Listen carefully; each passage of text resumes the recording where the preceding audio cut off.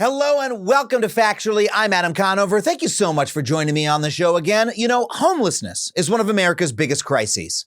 Homelessness numbers have been trending up since 2017 and reached a record high last year with more than 650,000 people experiencing homelessness in America today. And this is true especially where I live in California. But if you ask the average person or the average elected official why homelessness has skyrocketed, well, you're likely to hear the same old myths that people have been repeating for decades. That homeless people are being bussed in from far away, that all homeless people are mentally ill or on drugs, or that these are people who are just too lazy and don't want to work.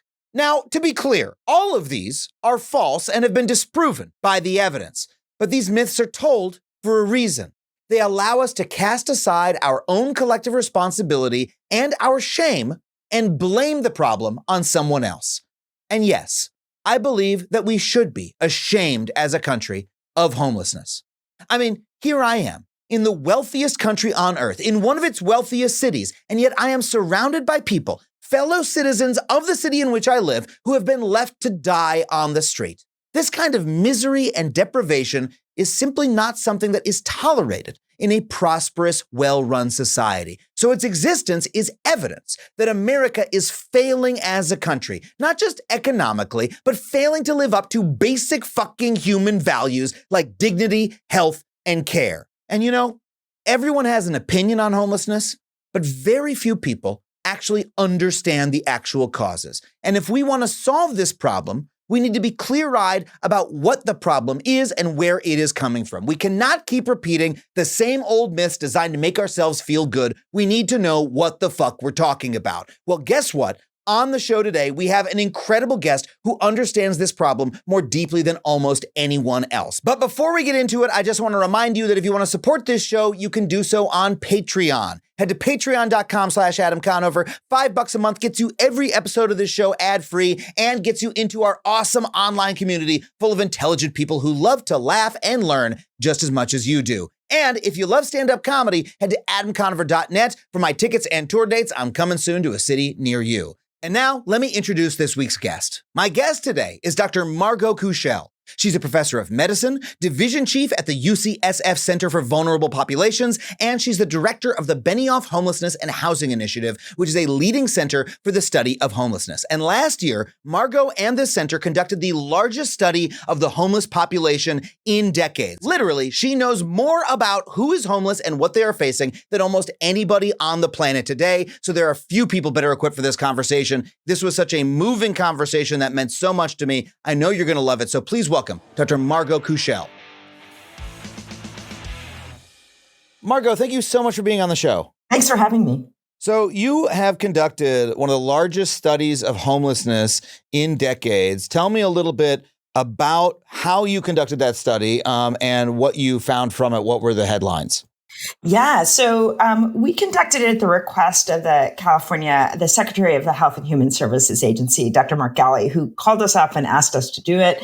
I'm going to be honest with you. I was skeptical and said no a few times, but he sort of convinced us to do it. And then we were faced with how do we generate a sample that's representative of the largest state in the nation? You know, a state where an estimated now 180,000 people experience homelessness every night. And what we did was we decided to divide the state into 8 regions. These are regions that are kind of known and used in other policy planning. And then we threw information about every county in the state into this massive computer model and had it choose for us one county from each of the 8 regions. I'll say right here and now that LA County is its own region. So I can tell you we were in LA County. But we chose from the whole state and we spent a bunch of time in the communities. We were guided by advisory board. So we had a group of people who themselves have been homeless, sort of holding us to account, helping us understand the experience before we went out. We decided to do everything in English and Spanish, and then we used interpreters if we ran into folks with different languages.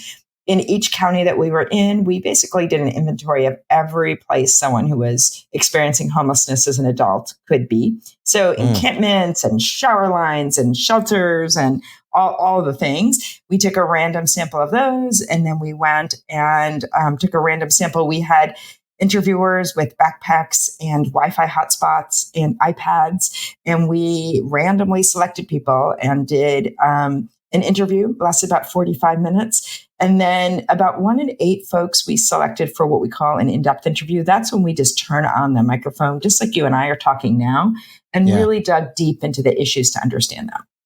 So this is really deep field research. I mean, you're doing sort of not just a canvas, how many people are present at a point in time, which I know is done in, for instance, LA County every year. You're finding out who these people are. You're getting their stories, how they became homeless, what they are facing, where they are currently living, et cetera, and trying to get like a really broad picture. That's incredible work. Why is it not done more often? You said this is the largest study in decades. You would think that was such a critical problem, this would be happening, everywhere in the country all the time. Yeah, you might think. I mean, we do these point in time counts basically every other year, but they're not quite as scientific as this one was. And they're not really focused on the questions we were focused on, which is, who is homeless? How did they come to be homeless? What happens to them when they're homeless? And why are they still homeless? Why aren't they leaving homelessness? It was really hard. I'm not gonna lie. It was. It cost a lot of money. It took a lot of time. It was very hard to do, but we think it's well worth it to do it. And I think we learned a lot of things that maybe some people knew, but the general public didn't know. Some things that we really just didn't know the answer to, and we learned a lot from it. So it was a lot. It took a lot of time and effort to do it, but I'm really glad we did it. Well, I'm really glad that you did it too, because there are so many myths about homelessness that I hear almost every day walking around Los Angeles. People are just shouting myths from the window. They're just like, all the homeless people are bussed in from out of state. That's when you hear a lot, that people come to California to be homeless because the weather's so nice, or other states bust them in. This is like a often repeated piece of common wisdom. So let's just start there. What did your research find about where homeless people in this state actually come from? Yeah, it turns out people experiencing homelessness in California are Californians. Like, who knew? Wow. Crazy. Crazy that when people lose their housing, the first thing they don't do is spend every cent that they had to come to the highest cost housing market in the country. Really crazy, right? And I can tell you, our team was out there in 115 degree weather, in 20 degree weather, in pouring rain, in blazing heat. I guess I would say maybe our weather isn't always all that great either. But no, 9 out of 10 people lost their stable housing in California. That means that they were living for quite a bit of time and really became homeless in California. 75% of people were actually in the same county that they lost their housing in. And, LA County is huge. So the next nearest county, if you're in the middle of LA County, is far away. But if you're in San Francisco County, there's no, the other counties are right next door, right? And people were really where they lost their housing. Actually, a much higher percentage of Californians were born in California than Californians overall. You can't tell from my accent and how fast I talk, I'm from New York, but I've lived here my whole adult life. So am I. I am also from New York, and yet I have lived in California for 10 years. So I am now, I've mixed feelings about it. I suppose I'm a mixed New Yorker Californian at this point. I would certainly, anybody who would, question my bona fides, I've lived here for a decade. I pay my taxes. I think I get to say I'm a resident of the state. But you're saying that a higher proportion of Californians who are homeless were actually born here than in the population at large. Absolutely. Absolutely. Wow. And then some people said, how did you know people weren't lying? And first of all, it's a little bit of an odd thing to lie about, but we were worried that people would ask us that question. And we were sort of curious too. And how I mentioned 1 in 8 people got these in-depth interviews? Yeah. In those in-depth interviews, they really just talked a lot about their life story and where they were when they lost their housing. We were curious about this. So we went back through that interviews because it was all the same people who were in the study. So we know what they answered to that first question, where were you born and where did you lose your housing? And we listened to the recordings. And to be honest, our team was frantically looking up names of random neighborhoods in small parts of California that we didn't recognize, right? And if they were lying, they sure had done their research on random neighborhoods in random parts of California because we didn't know where they were. And it turns out they were in California. So I have a lot of confidence in that. Well, and the idea that people would ask, how do you know they're not lying? Well, what an odd level of suspicion to have about a person when you ask, where were they born? to assume that they might be lying about that when what would even be the purpose of that Right. sort of lie? It goes to show the level of built-in suspicion that a lot of people have about folks who are experiencing homelessness maybe we don't need to speculate about it, but I think it goes to show the attitude that people have. And hopefully your work is able to adjust that. Yeah. I mean, if you were to paint a picture of someone who becomes homeless in California, right? 9 out of 10 people were from here. Then why did they fall into homelessness? Was there a general picture that came into view that was most common? Yeah, I mean, what we found was that people were desperately poor.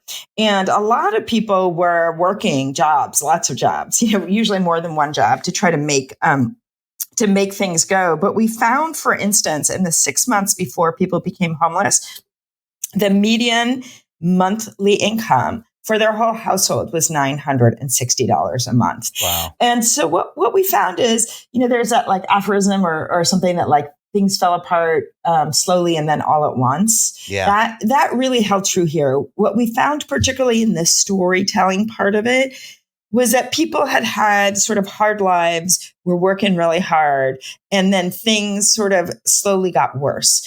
And so we heard of a lot of people who were like renting an apartment, let's say with their family, and then someone got sick and they could no longer afford the family. So the family all rented a room and were smushed in together and were trying to make a go of it. And then something else bad happened. Their hours got cut or something. And then, maybe they moved in with their friends or family members until that fell apart.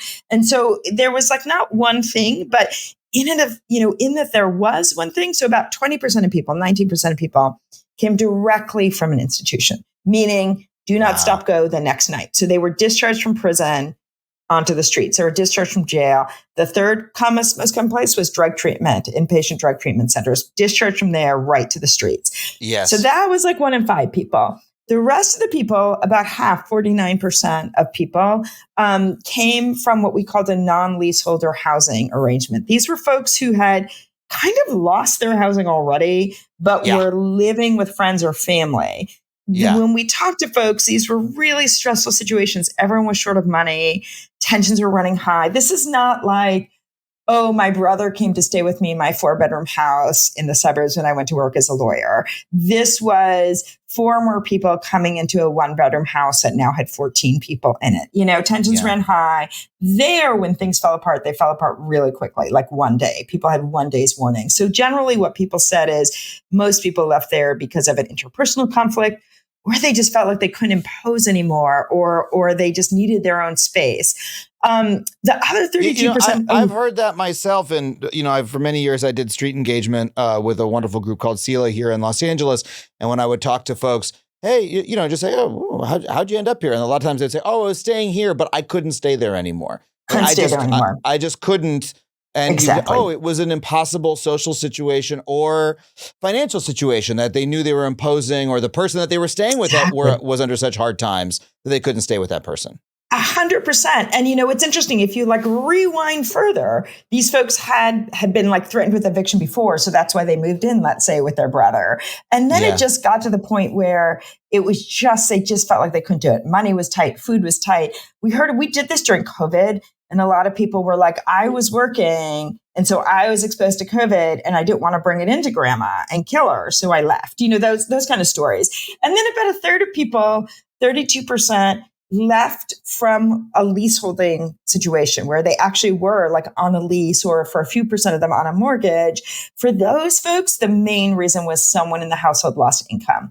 These were folks when we looked at those folks, their median household income, $1,400. They're paying $700 a month in rent. If your whole family is living on $1,400 a month, you can't really sustain paying half of it in rent, because that other $700 is paying for food, for transportation, for healthcare, for everything, right? And so those folks got usually left, we found, on a median of like about a week. So they basically had or maybe it was 10 days, they had like an eviction notice placed, and they were like, oh man, I'm getting out of here. They didn't call a lawyer. They didn't get help. They just left and fled. So those were the main reasons how people wound up in this situation. It reminds me of, I'm sorry, this image just came so vividly to mind when I was doing street engagement with Sela. So what we would do is just go out with food and water and meet people and then try to connect them with services. We also had a drop-in center. We would say, hey, do you want to go to the drop-in center? We can have a van pick you up or you can get a hot meal, stuff like that. It's really, really basic, I was doing it because I just wanted to get to know the people in my neighborhood. And I was out one day, we were at a sort of little public, not even a park, like a little, just, a triangle in the middle of an intersection, with like two benches or whatever. And one of the guys I was with, who, wonderful man, sees a woman sitting on a bench and he's like, I need to go talk to that woman. Something's up with that woman. He goes up and talks to her. She's like in her early 60s, Spanish speaker, but speaks some English. And he says, hey, are you doing okay? And she says, I just got evicted. And she had gotten evicted like the night before and was just sitting on a bench because she had nowhere else to go. She was just on a fucking bench in her. I was looking at it going, oh, these are the clothes she was evicted in. Yeah. She like didn't have other I don't know where she was storing her stuff. Anyway, we were like, this is an emergency. This was an elderly woman. Yes. So, Josh was able to get, someone to show up that day. He had a number he could call, very rare thing to have in Los Angeles, a number you can call to help someone in this situation, was able to get her into some temporary housing. But it really struck me meeting her. I was like, oh, this is happening in Los Angeles, in California. God knows how many times a day. We just happened to be there to see it happen, like right in front of us. It was stunning to me. Harrowing, really. I mean, we have these just earth-shattering quotes of people talking about what that moment felt like. They've worked their whole lives and suddenly they're outside, they're terrified. And the aging part is really important. Like, the median age in the study, 47. If you take out the really young adults who are sort of counted separately in the homelessness world or the folks with young kids, they're counted separately. Most of the folks are what's called single adults. Those are like over 25 and not with their kids. Median age there, or half of those folks, 48% were 50 and over.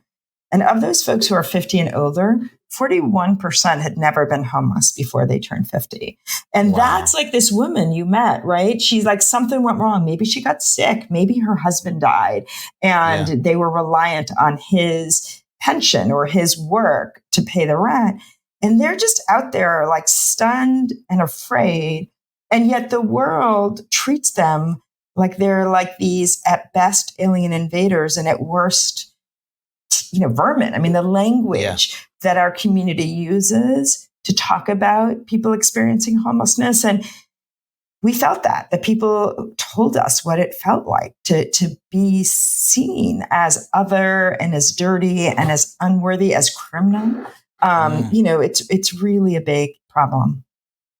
The picture you're painting also makes me think of how many steps of that process are invisible to us. Everybody knows what an encampment looks like on the street corner, but this woman who we saw, and many other women like that, you would not have known from glancing. Oh, she's resting. And it took my friend who was an experienced, outreach worker, volunteer, to know something was up. Something's not right with this picture. But so many of the other steps you describe, where someone has a loss of income, so they move in with a relative or move in with a friend. And then even the steps past that, maybe next they're sleeping in the backseat of their car parked at their friend's house, And so 100%. Yeah. And like, oh, that's just for a little while. But I would call that homelessness. I'm not sure if you would as a technical definition, but I would call it. Okay. If you're sleeping in your car, you're homeless. If you're sleeping in your car, you're in your friend's garage, which we saw. But what happens is you're sleeping in your car in your friend's garage, and then suddenly the neighbors call and say, hey, there's someone sleeping in my friend's garage, my friend's driveway. And so they don't want to get their friend in trouble, right? So they're like, oh, don't worry. I really don't want to get you in trouble. I'll go someplace else. And then what we found is like, eventually their car gets ticketed and towed, and then they're in the tent. It's like this downward spiral. Yes. That often the car is in the middle, and then you don't even have that. Yeah. But so many of those steps are not visible to people. And I think that's part of why people say, oh, these people must be coming from somewhere else. Right. Because they don't see that I guarantee in my neighborhood right now, there are folks who are sleeping in their cars who I don't know about because I'm just seeing a car. on the street or in someone's driveway, right? I'm not seeing the fact that there's homelessness or at least great housing insecurity in my neighborhood. I'm not seeing the 12 people to a room. Right. You're not seeing the 12 people to a room because that's invisible to those of us who are lucky enough not to experience that. Yeah.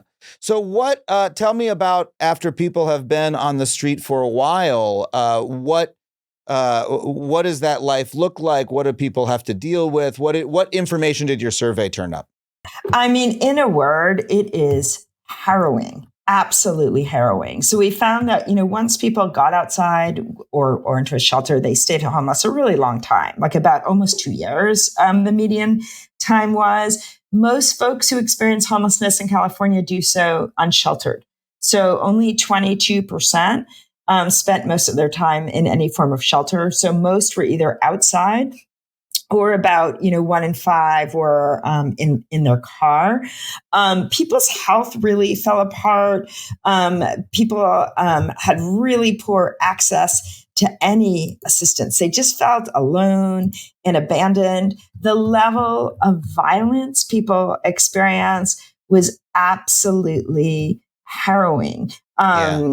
Just shocking. Like, that about 10% of people were sexually assaulted during this episode. Women and trans folks, much more. Over a third were physically assaulted. And one of the things that we found was that when they're assaulted, once they're homeless, they're assaulted by strangers. They're not most people who experience violence, it's at the hands of someone who's known to them. Turns out not if you're homeless. And so people, were sleep deprived, terrified, demoralized. Very few people were getting any help from anyone to actually get back into housing. And people would tell us about this catch-22. They're like, in order to get a job, you need to have some proof of who you are. You need to have an address. You need to have a phone so you can look for that job.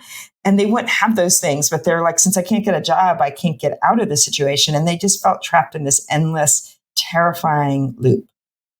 Yeah, man, you said so many things there I want to respond to. First, the fact that homeless folks are the victims of violence is so striking, considering that a lot of people fear that homeless people cause violence, right? Yes. Because violence happens around homeless encampments. But the reason it happens is because they are so incredibly vulnerable. I was on a neighborhood council, very small local meeting here in LA, because there was a fire at an encampment that I live near.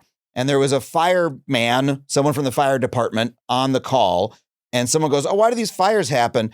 And he goes, they just like lighting their tents on fire. That's literally what this guy who works for the fire department said. And in this case, it was like someone else had come and lit the tent on fire. And this, by the way, happened a year after, I forget who it was. It was like the son of an elected politician in LA was arrested because he was going around being an arsonist, lighting, encampments on fire for fun. If you were an arsonist, if you're a crazy asshole arsonist who likes to see things burn, you might start with homeless encampments because they're the one place that you're never going to get in trouble, right? Right. Where these are the most vulnerable people. And so it's, I don't know. I feel like this is getting very dark, but it really depresses me so much. Though. Yeah. It is dark, right? It is dark. I mean, wasn't it just about a year ago that 5 folks experiencing homelessness were murdered, outside were being targeted and shot and killed in LA. And, I had written a blog post about it, and it feels like it's unfortunately ever present because I wrote it when there was a spate of attacks in New York and DC. And then it happened in, name the city. It happened and people are sitting ducks. And when you think about it, I don't know about you, but when I get home, I lock my door because that's sort of what we do. We don't leave all our doors and windows open. We lock our doors. And it turns out if you're homeless, you have no door you can lock. Yeah.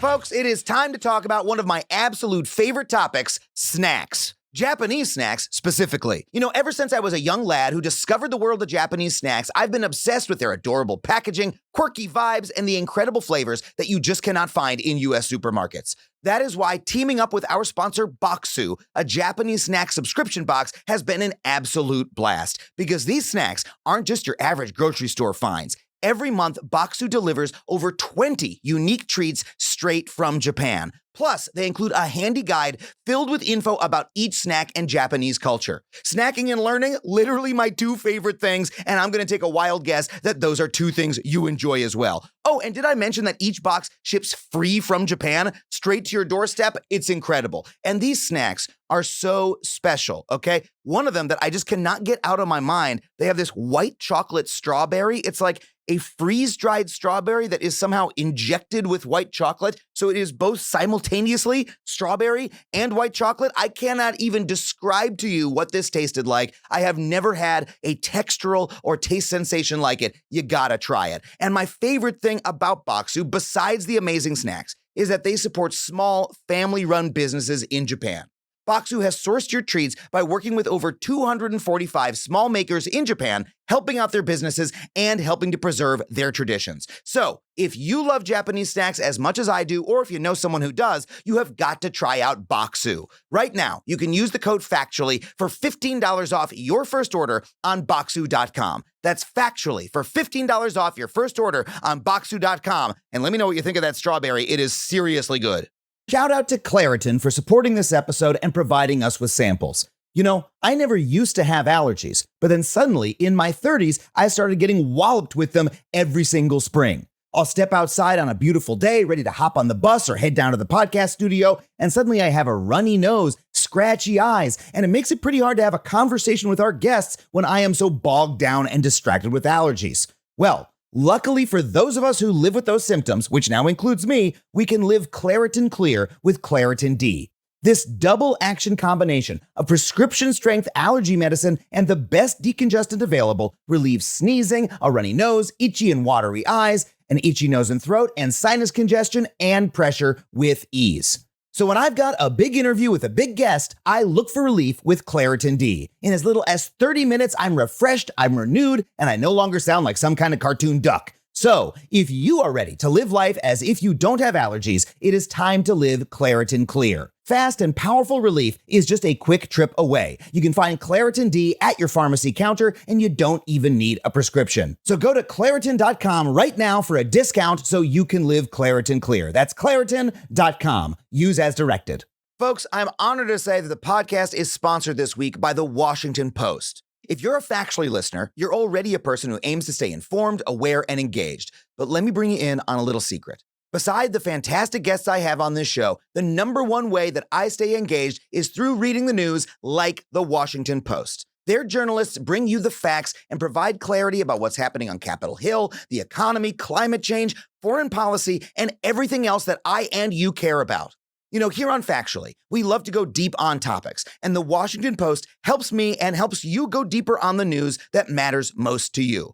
That's why I start my days by warming up my brain by reading great articles from some of the best journalists out there in the Post. In fact, many of my favorite past guests on this show, like Taylor Lorenz and David Weigel, have contributed to The Washington Post. That's how good their journalists are. You know, I've also found that adding the Washington Post app to the home screen on my phone has been a great way to cut my social media time. Instead of scrolling through social media on the bus, I get to learn more about the world around me. It is absolutely incredible and makes that commute time so much more enjoyable and fruitful. I also love the Post's newsletters like The 7, which is a quick commute read that they send each weekday morning and is also available as a podcast. I even signed up to get the Post's For You newsletter, which sends me my very own personalized roundup of stories every evening based on my interests in reading history. So if all of that sounds good to you, well, now is the time to sign up for The Washington Post. Go to WashingtonPost.com/factually to subscribe for just 50 cents a week for your first year. That is 80% off their typical offer, so this is truly a steal. Once again, that is WashingtonPost.com/factually to subscribe for just 50 cents a week for your first year. In terms of people being able to find jobs, this is another prominent myth that, oh, these folks don't have jobs, they don't want jobs. I hate to tell too many personal anecdotes, but there was one time I was working at our drop-in center. We had, of course, free clothes. People would come and get free clothes. And a guy, one of our guests, a fella experiencing homelessness, comes and pulls a nice button up off the rack and goes, "Oh, this is great. I can wear this to work." Yeah. And I was like, fuck, this dude's work. I talked to him. He's working full time. Yeah. and he's living in a tent, right? Yeah. And Yeah. again, how common is that folks are literally, working to some degree, but are still not able to afford a place to live? Yeah, it's really common. I mean, we did this study during the pandemic, and we had a slightly lower proportion. I think it was about 20% were working than I would have expected. I think part of that was pandemic related. Still 20%. That's a lot. Yeah. Oh, yeah. Oh, no. I mean, I take care of folks in my clinic because I'm a practicing physician who are janitors and Uber drivers. I remember one of my patients telling me it was really hard. The only way his janitorial job would ensure him full-time hours was if he took the night shift. But then he said to me, but it's really hard because he was like a large Black man who are often like targeted by the police, and he's like, right. And so I'm trying to catch some sleep in my car when I get off my shift at, 7 a.m. But if I like shift to a day shift and then I could sleep in my car at night, maybe I wouldn't be so harassed, but then I wouldn't have guaranteed hours. It's like a total catch-22. I take care of folks who drive Uber. And I had this harrowing interview during the study. I was, would sometimes go out with the team, and I was in one of the counties and was interviewing a guy by the side of his car, and his car was gorgeous. I was thinking like, oh, my car should be so clean. Like, when someone takes a lot of pride in their car, it was like everything was clean, except the entire back seat was like filled to the brim with all of his life's belongings, as was, it turns out, his trunk, as was the seat next to him. And he told me that I commented, I was like, your car is so, like, it's clear you take a lot of care of your car. And he said, oh, yeah, I was an Uber driver and I love being an Uber driver and I'm so proud of my car. But the problem is now, if I paid for a storage facility for my stuff, it would take all the money, storage facilities are like several $100s a month, all the money that I would make doing Uber. And if I don't pay for a storage facility, then I can't pick anyone up because my whole car is filled with my stuff. And if I let go of my stuff, then this is all I have in this world. It was like this catch 22 that he couldn't get out of. Yeah. And what kind of stuff, I'm curious, do homeless folks have, because a lot of times you see, a big shopping cart, you imagine, someone's hoarding or whatever. But is that something you studied? Yeah. I mean, people have things like their medicines. So people had he had his Mediset next to him, his medicines. People have their family photos. He had a folder with everything that proved who he was. Like, if you think about it, just, your driver's license, your social security card, anything that could prove to the world that he existed. He had his clothing. He had downsized his clothing, but he still needed to wear clothing. He had his toiletries. Even if you live in a cramped space, there is only so much stuff you can do without, right? I mean, you need to have clothes to change into. You need to have, people had a photo album, photos of his kids and things that he couldn't really replace. He had his charger for his phone.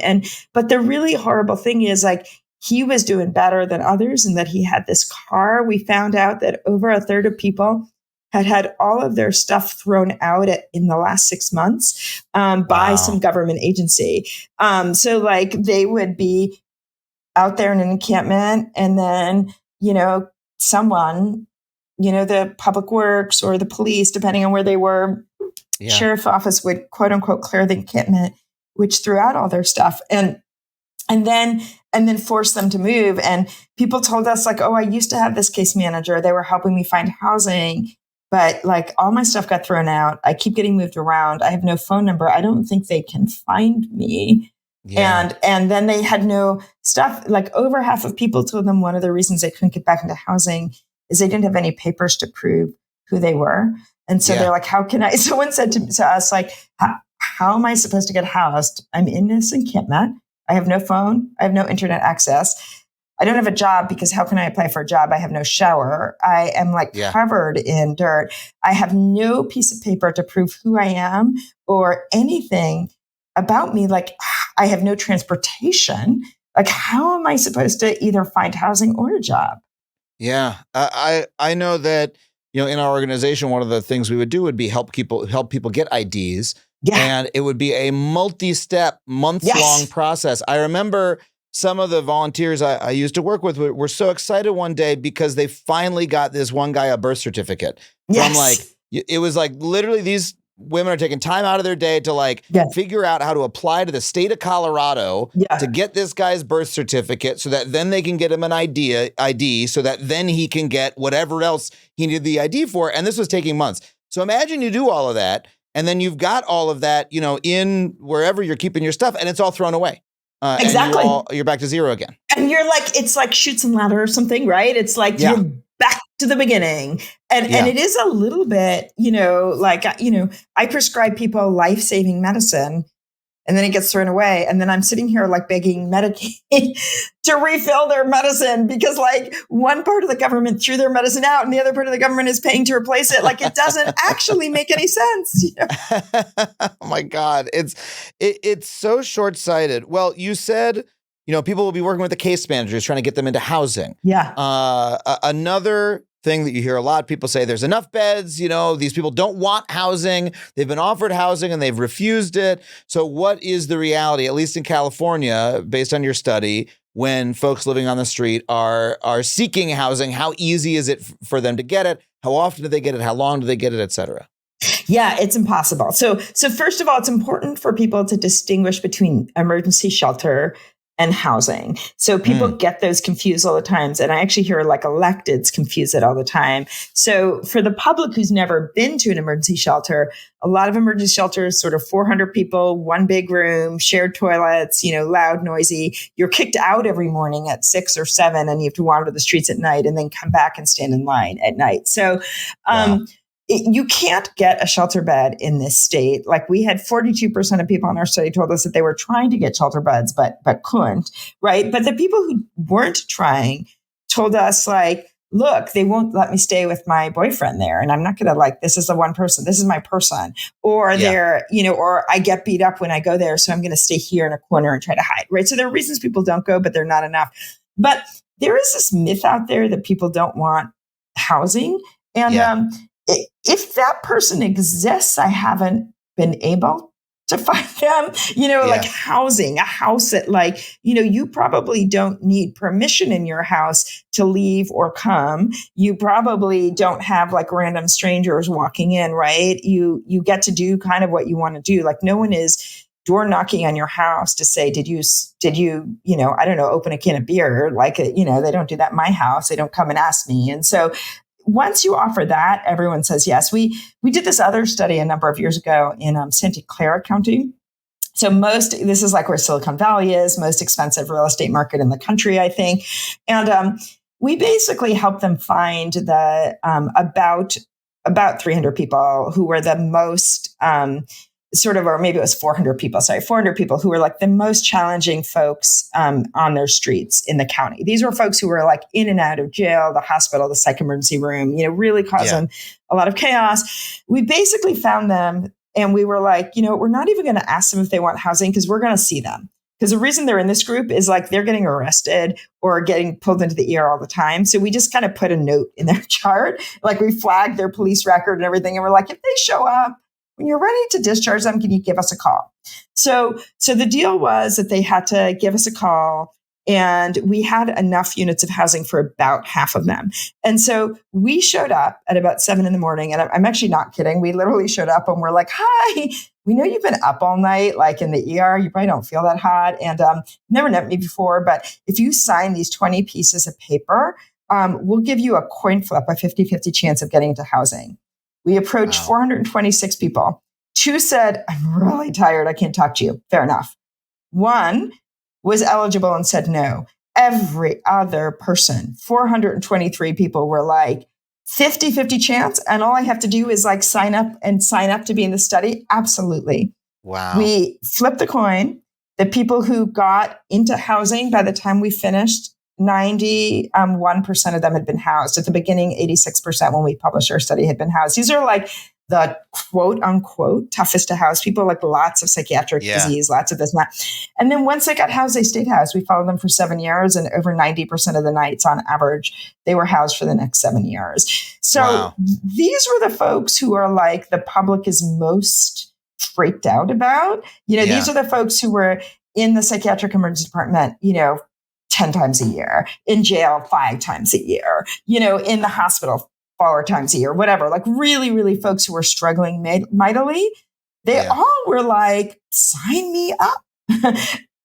So this idea that people don't want housing, it's just not true. And what we found in the state study is people desperately wanted housing, desperately, but there were just so many things. First of all, they couldn't afford it. They were like, when we asked them about the barriers to housing, it was a little bit of a hard question to ask them because they were like, looked at us, like everyone sort of looked at us like, are you a total That's idiot? expensive, ma'am. It's like the rent is too damn high. Like they were literally like, "What do you think? What do you think you're not housed? Like, this apartment I can find is $1,500 a month. Why don't I have a Rolls Royce either? Right, exactly. Like they were literally like my poor staff would like text me and they're like, I feel kind of like an idiot to ask this question. People are treating me like I'm really dumb.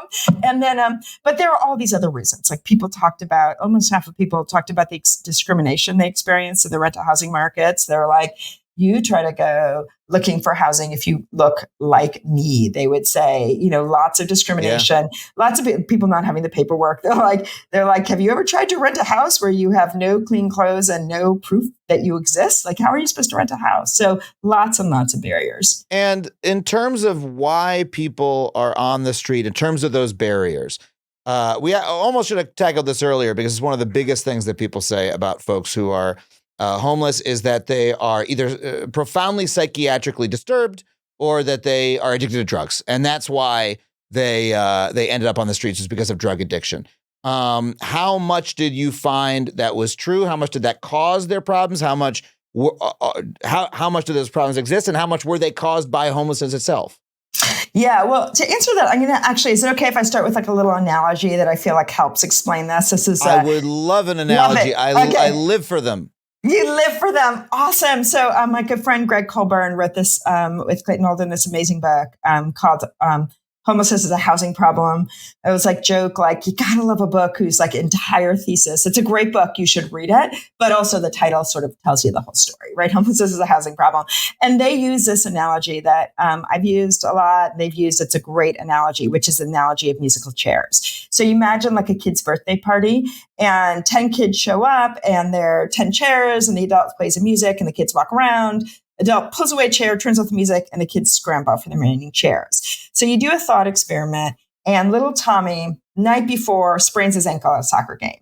And Tommy shows up on crutches he doesn't really know how to use, and he shows up at the birthday party, and they're playing this game. If you're a betting man, and they're like, who is still going to be standing when there are only 9 chairs? I think we would all put our money on Tommy, right? Who's like not going to be able to like dive bomb into the remaining chairs, right? But what if you ask a different question? What if you ask a question like, why is there a kid standing? Well, there's a kid standing because you've got 9 chairs and 10 kids, and either 2 kids are sitting in each other's lap or there's a kid who's standing, right? So the same holds true for homelessness. Like in California right now, we have 24 units of housing for every 100 extremely low-income households. Extremely low-income households are basically any household that makes less than 30% of the median income for the area they live in. So that's like a higher income in LA than it is in Fresno, but you get the idea. And available and affordable means that it exists, it's habitable, it's not occupied by someone who makes more money, and that they can afford it on less than 30% of their income. Because if you're that poor and you pay more than 30% income, you can't really pay for it. And so the idea is that we only have 24 units for every 100 households. We're 1 million units short. Wow. We basically are playing this giant cruel game of musical chairs, except we have 24 seats and 100 kids. So a lot of kids are sitting on top of each other, and then we have a lot who are standing.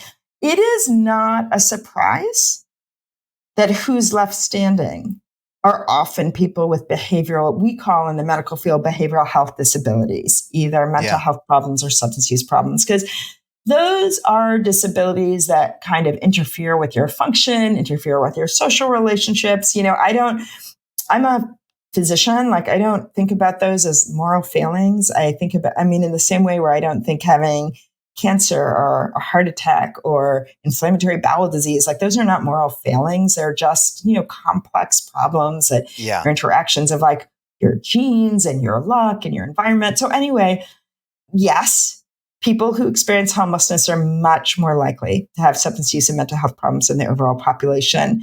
No, that is not why we have so much homelessness in California. So, what a good metaphor. Isn't it a good metaphor? It's really good because you would say, the kid with the sprained ankle is more likely to be standing because of the sprained ankle in part. But you don't say, that kid's got a sprained ankle, that's why he's not sitting. Right. He needs to fix his ankle before he can sit down. No, there aren't enough chairs. Get the kid a chair, he'll sit down. And if you had 10 chairs, little Tommy would have found his way to a chair. And the flip is also true.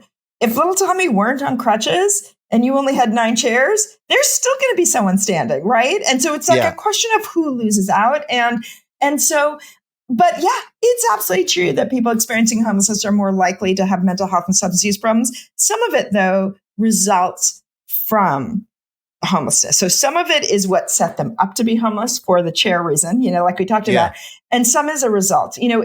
There's only so long you can experience sexual violence, physical assault, sleep deprivation, and not get severely depressed or even worse. We found that a third of people, 35%, were using illicit drugs regularly. It's mostly methamphetamines. That is the drug of choice right now.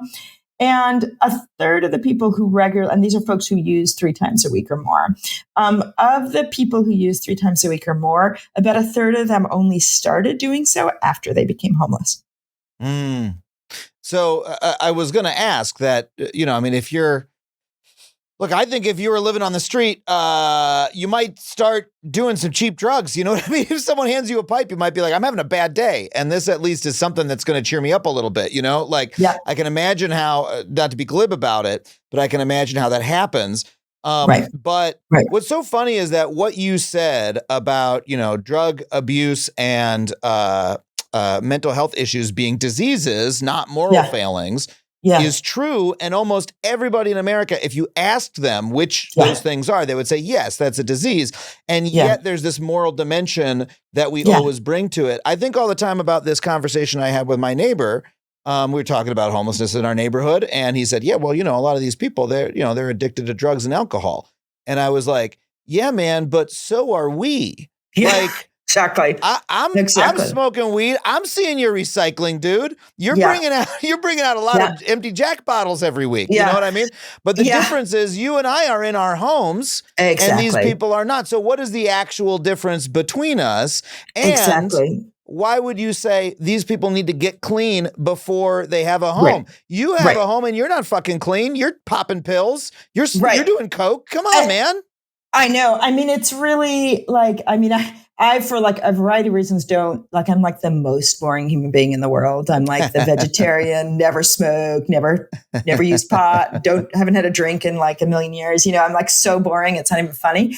And one thing about being that is you look around and you realize like, oh, wow, when you don't drink, you realize how much people drink. And as a physician, you realize how much people drink a lot, right? I'll be at these events. Like I do a lot of public events where people are pretty hostile and like being really mad. And yet they're all like, I'm like watching people. They're like, oh, come to the event. We'll have like lovely wine. I was like, yeah, guess what, dude? Like you're drinking too, but I think also, one thing is we don't walk into people's homes and check, right, if they're doing drugs and pull them out. That's just not a thing we do. The other thing is, yes, if it winds up being a problem for you, which it is for many people, it does interfere with your social functioning. In fact, both mental health and substance use issues are actually sort of diagnosed not by, for instance, whether you use, but diagnosed as an addiction if it interferes with your social function. So it's almost like wrapped up in it. The difference of being like really a little neurotic and having a mental health problem really hinges on whether it interferes with your social function. So of course, people who have a problem that interferes with their social function are more likely to be homeless. But there's so much we know so well that that it doesn't interfere with the ability for people to be housed. And furthermore, as someone who does tons of substance use treatment, like it's so interesting for me now to hear this really horrifying backlash against harm reduction. Yeah. And I'm like, dude, the opposite of harm reduction is harm increasing. Like, do you actually want to increase people's harm? And I always wonder why people don't seem to notice that all of us who are actually doing substance use treatment believe in it, right? We believe in it because I can't save the life of someone who's already dead. I can't help you kick your opioid problem if you're dead. It's too late. You're dead. Yeah. And yet what we heard time and time again, we heard some really interesting things about the substance use related to this. One thing we heard from people is people using it, what we would call instrumentally, which means that they're using it because they're homeless. And not to get myself in like a whole lot of problem with the law here, but if I were like that guy from Breaking Bad or something, if I were trying to design the perfect drug to survive homelessness, meth is sort of it, right? I believe that people use drugs to solve some problem in their lives. Like, they use it to smooth, they're like a little anxious. And so you drink a little bit and you feel less anxious. This That's is good. certainly the reason I have always used any drug I have used is I got some benefit from it at the time. Something was going wrong. Yeah. I needed to sleep. So I fucking drank some Evan Williams, Exactly, right? That's why people use, right? And so if you're homeless, we heard from so many people that the methamphetamines, here they are, they're getting assaulted, their stuff is getting thrown away. They're like, hey, and they're hungry. There's no food. They're hungry. What does meth do? Meth keeps you up. It keeps you alert and it keeps you from being hungry. It's not great. It does a lot of harm. People were really aware. It's not like people aren't aware. It's not like people are like, oh, no way. I didn't know that this is bad for me. Everyone knows it's bad for them, but they're using it for a reason. When we talk to people about quitting, we heard universally, like, absolutely, but I can't do it. Don't take this from me now. Don't take it from me when I'm out here. I can't think about that right now. Get me into the housing and then I'll quit. So that's one thing. And the other thing was really, I think one of the things that was really eye-popping to me was that over a quarter of people who either used alcohol heavily or used drugs regularly told us that at some point since they became homeless, they had actually attempted to get into treatment and the door was closed. They couldn't get in. And 1 in 5 people told us that right now they were trying to get into treatment and they're like, there is no treatment. I show up when I'm supposed to show up and they tell me there are no beds or there's no treatment spots or there's nothing for me. And I think that that's really important to keep in mind. As a physician, I can tell you that substance use treatment, it takes many times before it sticks. That's just sort of how it goes. Just like we don't cure leukemia in a day, we don't cure substance use in a day. Like it takes some time and time again, and that's okay because people get there. But the people who are most likely to benefit are the people who have made that mental model switch in their head. They're like, I'm ready. I want to do this. And what we heard is that 1 in 4 people were like, had made that switch and there was no place for them to get treatment. You put that with the public dialogue now of we've got to force people into treatment. And I'm like, how about we increase our spots? How about we make it easier to use and come back and talk to me once everyone who wants it can get it. But like we are, and I, as a physician, I can't tell you how much like I'm like calling around begging for it's hard to get treatment spots. And yet like there's this myth out there that like we've got to force people because they don't realize that this is harming them. They are full well aware that it's harming them. And a lot of them are ready for treatment. And we are the ones who are closing the door in their face. Yeah, because the beds simply aren't there. The rooms aren't there. There's so many times that, you'll see some elected will have cleared an encampment. The cops come, throw everyone's stuff in the trash and they say, oh, everyone was offered housing. Everyone was offered treatment. Well, what was that offer? Hey, you can get on a wait list. Here's a form to fill out. Here's a number to text. Okay. Just stuff in the trash, that's it's not an offer. It's a sign up for nothing. And if someone is out in the 110 degree heat and they're not taking the shelter you're offering them, maybe you should give some thought into what are you offering them? And people are never offering housing. Like housing is just, in San Francisco, They open up the wait list for Section 8. Section 8 is the voucher that pays, that you use on the free market, and it caps what you pay to 30% of your income. They open up the wait list for 2 weeks for the first time in a decade this fall. For the first time in a decade, the wait list. They had 2 weeks. You had to fill out these extensive paperwork. 65,000 people signed up. They only have about 6,000 spots that will be distributed over the next few years. Wow. People are not offering people housing and they're turning it down. I mean, look at our study in Santa Clara. Those were the folks, we intentionally chose the folks who give the public the most headache, right? We were like, if these folks will take housing, everyone will. These are the folks with the most significant sort of behavioral health impairments and things. They all were like, sign me up, even though we showed up at arguably like the worst moment. We generally showed up after people who'd been up all night in the, ER or in the jail or something. And they were all like 50-50 chance. And all I have to do is subject myself to being in the study. Sign me up. Yeah. So I don't believe that people are offering people housing. It just isn't true. And, we're spending so much time talking about folks with profound psychiatric, illnesses or substance abuse, who are the folks that the public is scared of. But there are also folks who have disabilities or situations that are not frightening, but that impair them just as much. There are people out there with kids. There are people out there with mobility issues. An experience that really stuck with me was, my introduction to this topic was we did an episode of my show, Adam Ruins Everything, about homelessness. We got involved with a wonderful organization called Housing Works California. We interviewed with some folks from there. Met a wonderful woman named Dorothy Edwards, who since passed away, was formerly homeless herself, wonderful advocate. And so after we filmed the episode, during the next season of the show, they said, hey, do you want to come down and just like to one of our permanent supportive housing places and have a pizza party with the folks who are there and meet? We said, yes, of course, we'd love to do this. We went down. It was a new build. This is a very rare thing to exist in Los Angeles. It was a new building that was dedicated to permanent supportive housing. They told us that these folks, the folks that this is permanent housing with, supportive services, and it was targeting folks who are most likely to die on the street. And we went and met them, and my feeling was, oh my God, every single one of these people's lives was saved by being in here, because these were folks with profound impairments, like someone who is, mentally handicapped, right? Someone who you're like, my God, if this was my brother, I would be spending $100,000 a year to make sure he had the care that he needed, because I have the resource. I have, extended family members who need full-time care because of psychiatric conditions that they have.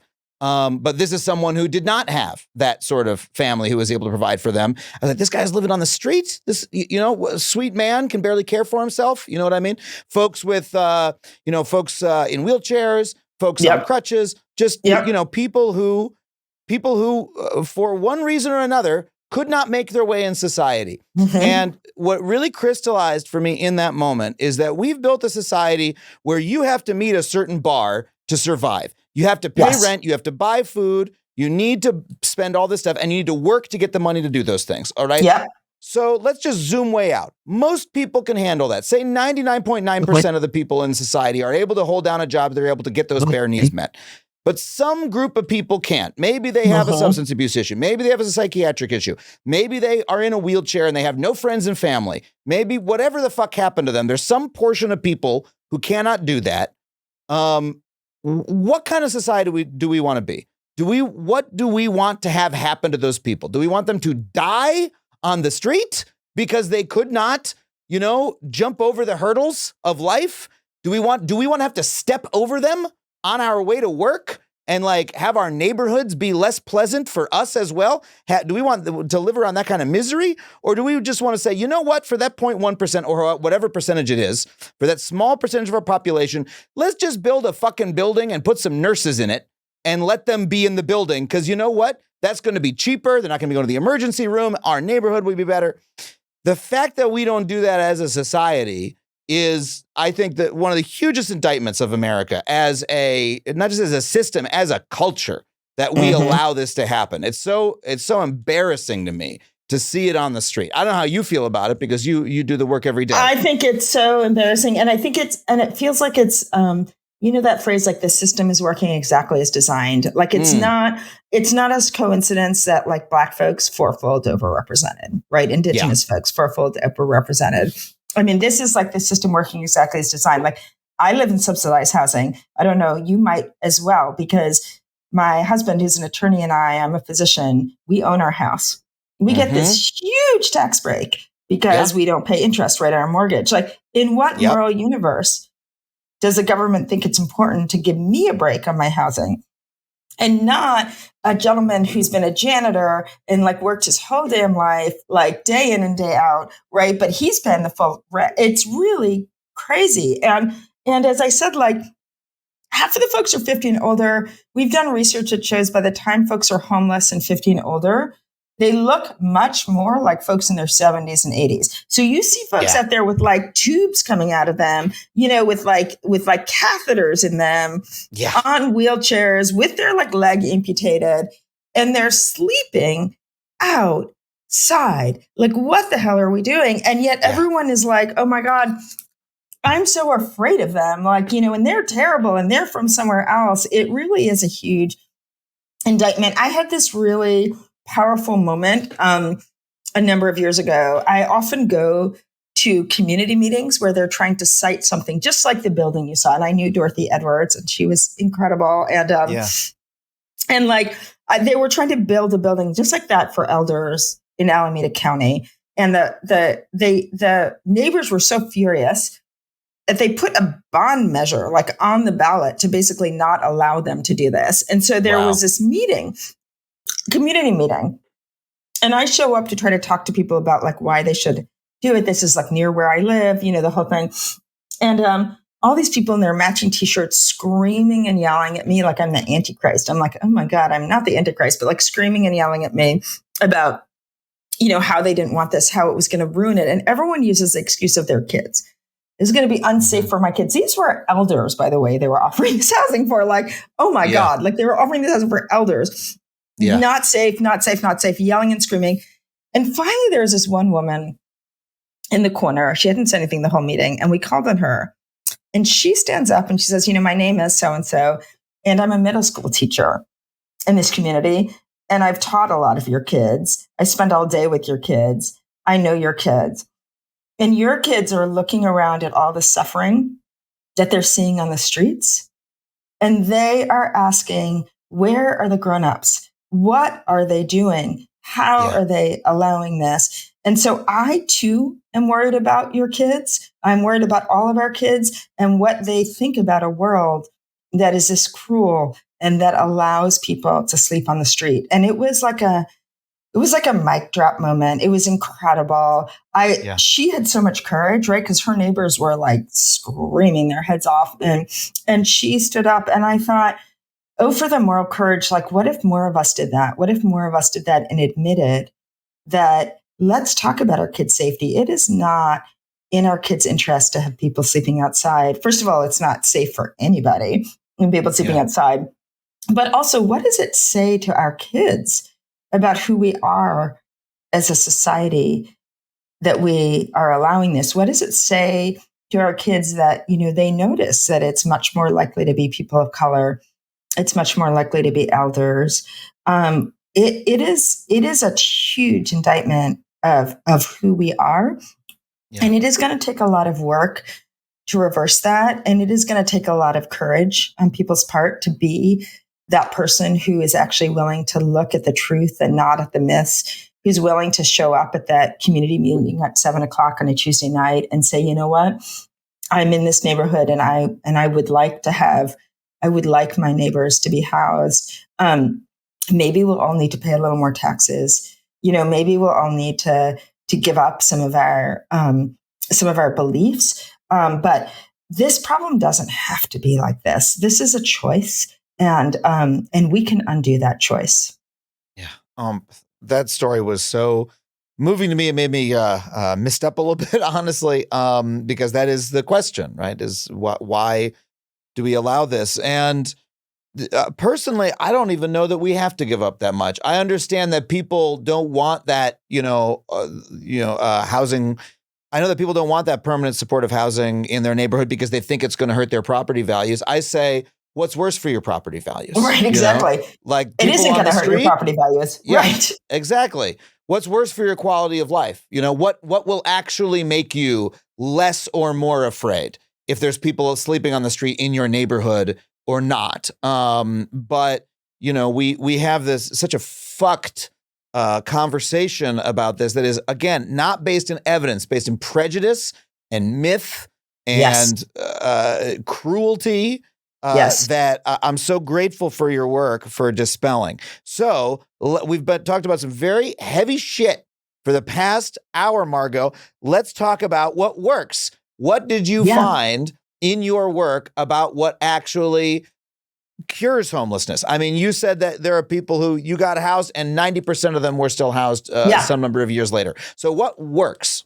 So what works when people are homeless is housing. And it's like everyone is like, oh, but what else works? I'm like, well, there is nothing else that works, right? I mean, if the problem is you don't have a house. What if we just got Big Macs? Would that help? I mean, what the fuck are people talking about? Like everyone, if I had $1 for every time someone has an app that they want to cure homelessness, and I'm like, can you live in the app is the question. Can you climb into it? I don't know. Oh my God. You know, what cures homelessness is housing. And there are lots of communities that have done this, right? There are lots of communities that have done this. So first of all, there is all of this sort of boogeyman kind of myth about housing first. And I sort of crack up when people describe it as this, you know, San Francisco Marxist idea, because any guesses on the politician who brought it to bear and who sort of created the federal, really all credit to them for doing this. That great. Do you want to guess?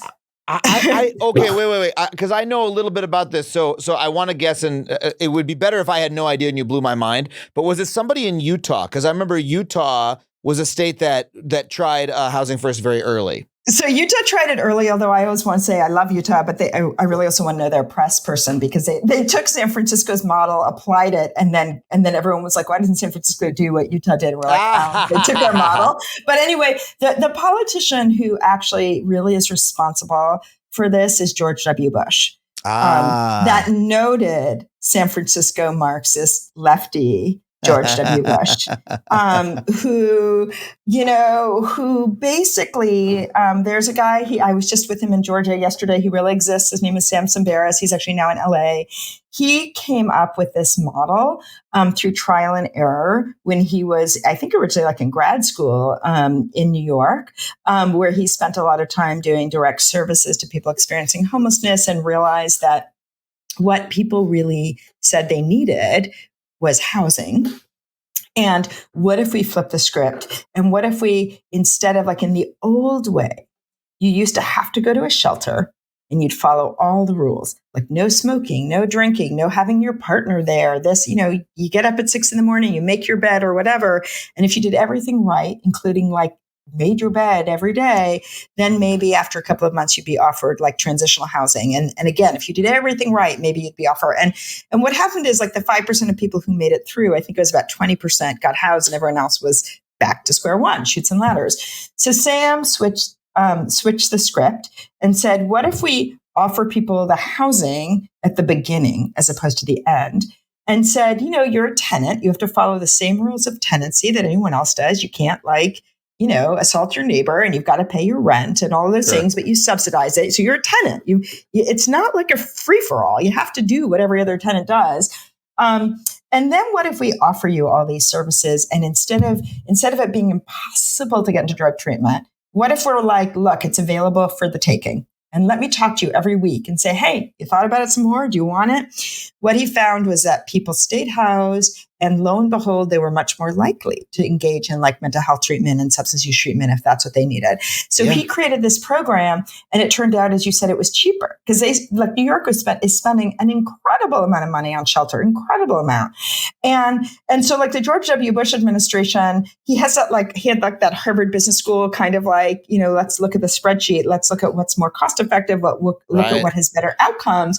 Oh, this does. Let's do this. And he was actually the one who really like brought it to federal awareness. A lot of cities, New York, Philly, San Francisco, were some of the early adopters.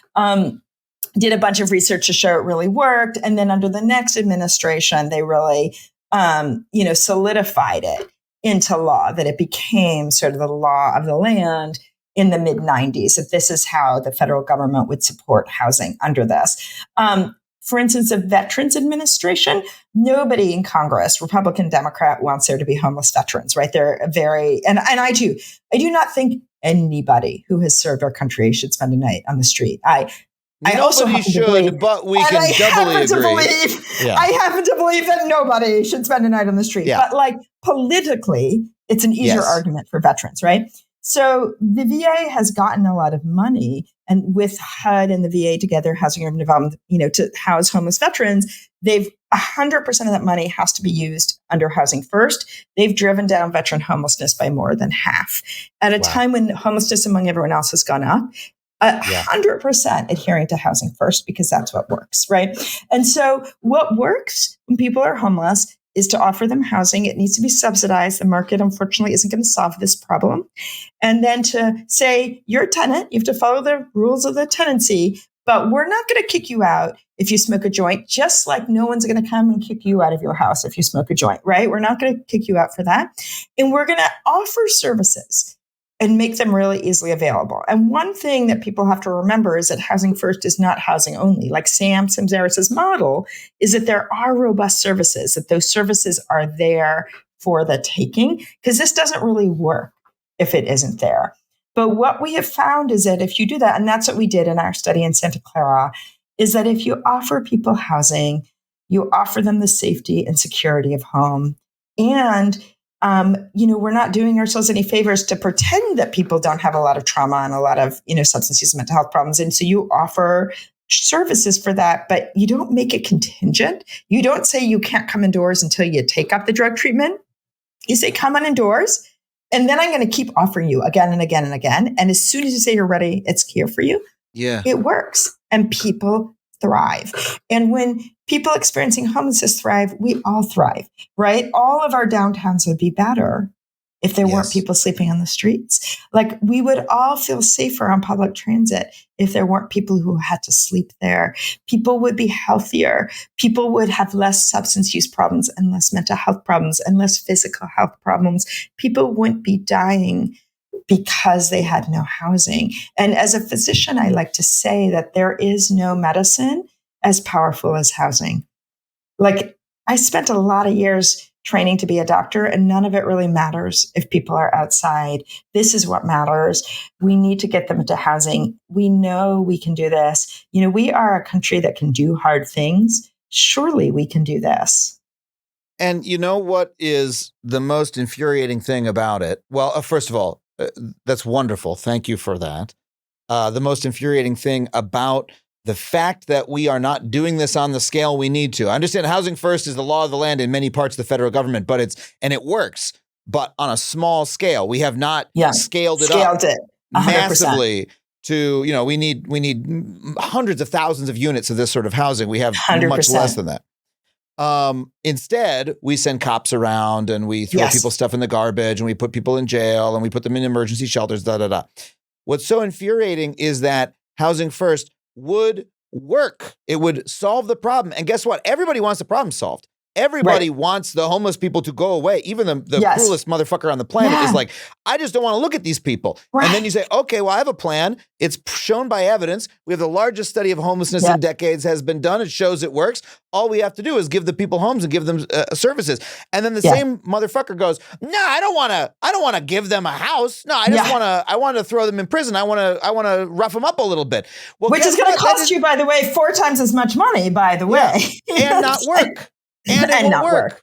Because the same person, they'll go to jail for a minute and then they'll bounce out. Well, why don't they stay in prison? Because it's not fucking illegal to be unhoused. I mean, it's so infuriating how it's one of these areas where the prejudice of the public actually gets in the way of solving the problem the public wants solved.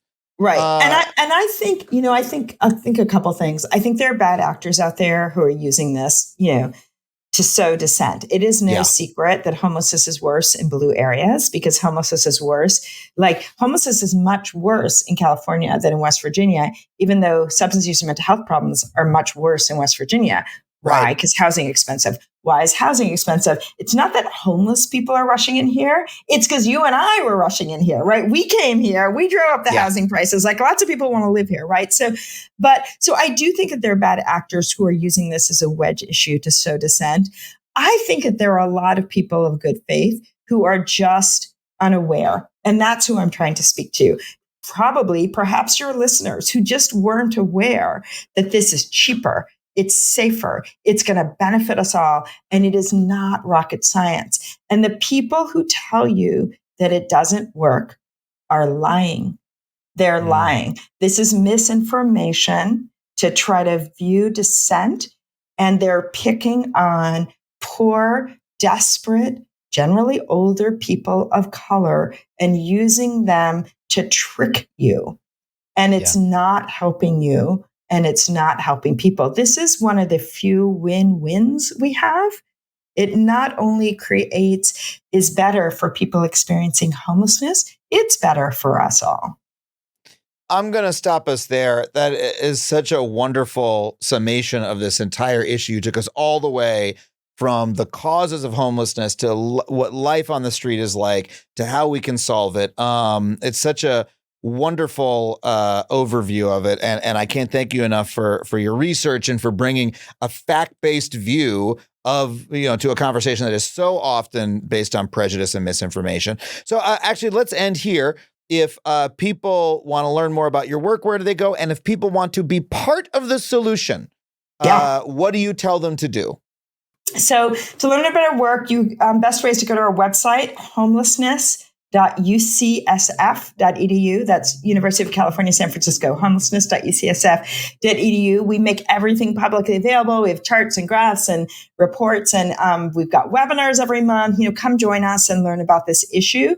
If you want to be part of the solution, one, demand that your elected officials at every level of government, including Congress and the president, are doing what they need to do to solve this. We really can't solve this without Congress and the federal government. They could make decisions tomorrow that could end this crisis. So we need you to stand up, to write letters, to demand your elected officials follow the evidence, and be that woman who showed up to that meeting on Tuesday at 9 p.m. when all of your neighbors are foolishly yelling and screaming. Be that person who says, you know what, I too am worried about our children. I too am worried about our society. And I would like to have my neighbors live inside instead of on the sidewalk. Be that person. That will help a lot. Educate yourself, get involved, and also believe that this is solvable. If we don't believe it's solvable, we're not going to solve it. This is solvable, and we need to just act like it is and do what we need to do. Margot, thank you so much for coming on the show. I'm so grateful to you for being here and for all the work you do. Thank you so much for having me. It was really fun. My God, thank you so much to Margot for coming on and having that incredible conversation. I know you loved it as much as I did. If you did, consider supporting the show on Patreon. Head to patreon.com/Adam Conover. $5 a month gets you every episode ad-free and gets you into our wonderful online community. But for $15 a month, I will read your name at the end of this podcast and put it in the credits of every single one of my video monologues. This week, I want to thank some of the folks who have been sponsoring us at that level for the longest period of time. Thank you so much to Kelly Casey, Mark Long, Alan Liska, M, and Michelle Glittermum. Thank you so much for your support over the years. I also want to thank our producers, Sam Roudman and Tony Wilson, everybody here at HeadGum for making this show possible. If you want to come see me do stand-up comedy, head to adamconover.net for all my tickets and tour dates. I'd love to see you out on the road. And either way, I'll see you next week on Factually. That was a HeadGum podcast.